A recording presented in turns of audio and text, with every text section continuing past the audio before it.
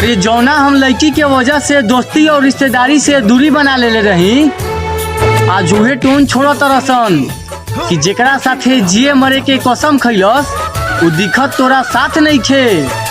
हाँ भाई, हम तो ओकरा के पावे खातिर अपन जिंदगी भी दाव पर लगा देले रही। अब वो हमार होखबे ना कैलक तो हम ओकरा खातिर बुरा रही या किस्मत हमार खराब रहे या इस साल हमारा खातिर बुरा रहे, तुहनी जाना बतावो। साला हमारा कुछ बुझात नहीं खे।